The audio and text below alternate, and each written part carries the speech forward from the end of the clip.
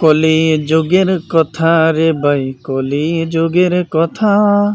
পোলা থেকে নেপটসকে বাপের দেই খেতা। শ্বশুর আইলে মরক মারে, বাপটারে দেই ডাল। বউটাই এত আদর করে, মাউটারে দেই গাল। ভাই, কলিযুগের কথা, আমরা কলিযুগে এসে পড়েছি। আপনি আমার শ্বশুর শাশুড়ি আসলে কত কদর, কত কিছু, এই বাজার সেই বাজার, অমুক বাজার তমুক বাজার, শালির জন্য এই বাজার সেই বাজার, অমুক বাজার তমুক বাজার। কিন্তু আপনি আমার যে মা বাবা গড়ে আছে, তাদের আপনি আমি খোঁজ নেই না।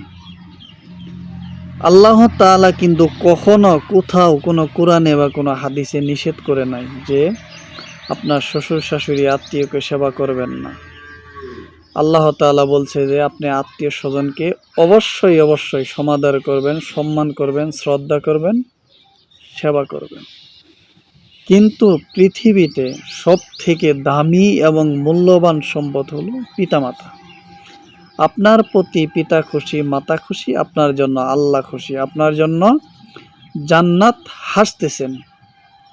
এই জন্যে আমি একটা সরা বললাম যে কলি যুগের কথা রে ভাই, কলি যুগের কথা।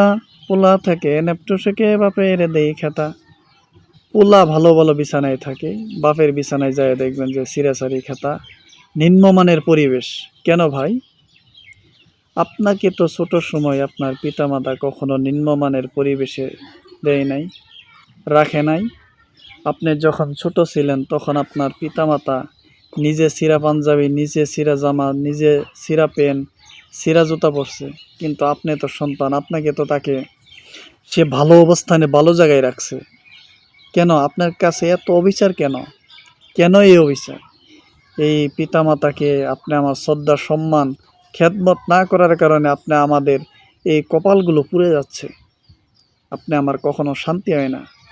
শান্তি আসবে কই থেকে? আমরা তো আসল জিনিস খুঁজে পাই না, আসল জিনিসকে অবহেলা করি। মা বাবা যদি খুশি হয়ে দোয়া করে আপনি আমার জন্য মৃত্যুর পরে জান্নাত সরাসরি, আর দুনিয়াতে আপনি আমার রিজিকের ভান্ডার আল্লাহ তাআলা আসমান থেকে খুলে দিবেন। সুবহানাল্লাহ। এই জন্যে আমি সবসময় চেষ্টা করব মা বাবাকে সেবা করব, পাশাপাশি আমাদের আত্মীয় মেহমান যারা আছে তাদেরকেও শ্রদ্ধা সম্মান করব, তাদেরকেও আপ্যায়নের ব্যবস্থা করব। কিন্তু নিজের মা বাবাকে আগে আমার দেখতে হবে। মা বাবার দোয়া আল্লাহ তাআলার কাছে ডাইরেক্ট কবুল। আল্লাহ তাআলা আমাদের সকলকে বোঝার তৌফিক দান করুন।